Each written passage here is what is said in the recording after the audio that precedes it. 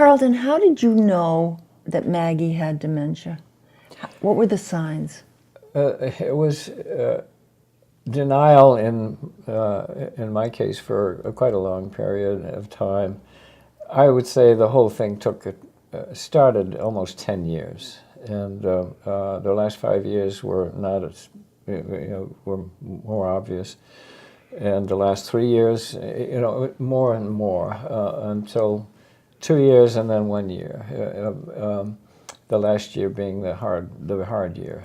That's exactly the way Glenn's was. Is that right? Yeah. And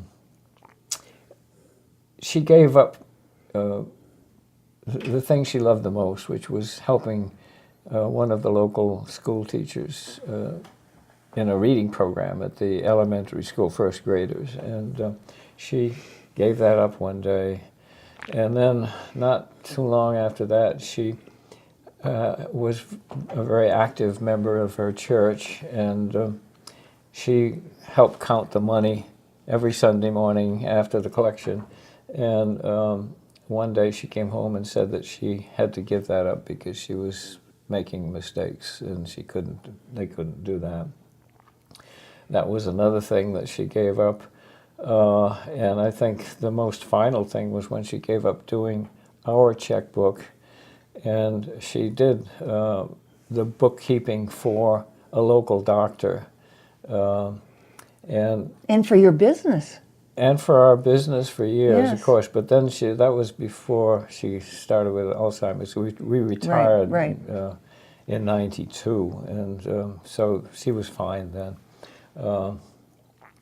But yeah, she gave up doing our checkbook and working for the doctor, and that's when I knew we were in trouble. And, Did you take her to a doctor? we went to a doctor, of course, and the diagnosis it's kind of interesting to me. They told me that there were all kinds of dementias, and Alzheimer's was only one of them. There are 92.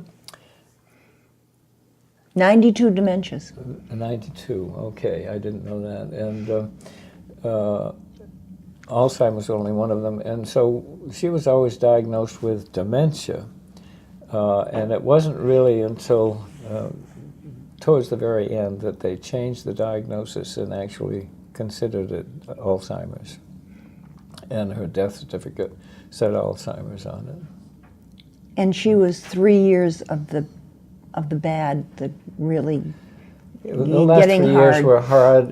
The last year was very difficult because she had fallen out by the mailbox onto the road, Right. and got a brain concussion and fractured her hip, and ended up at Dartmouth Hitchcock Hospital, and then from there back to New London and to Clough Center, and there which is a nursing home connected with the hospital, and she spent 2 months there, and then I brought her home. She was home for many months, but then she got an infection. This is another thing that happens with women, not with men, at least I think. And No, men get bladder infections too. do they? Okay, all right. So she had to go back to the hospital for a few weeks, 2 or 3 weeks, and then at the very end she was there for 3 weeks.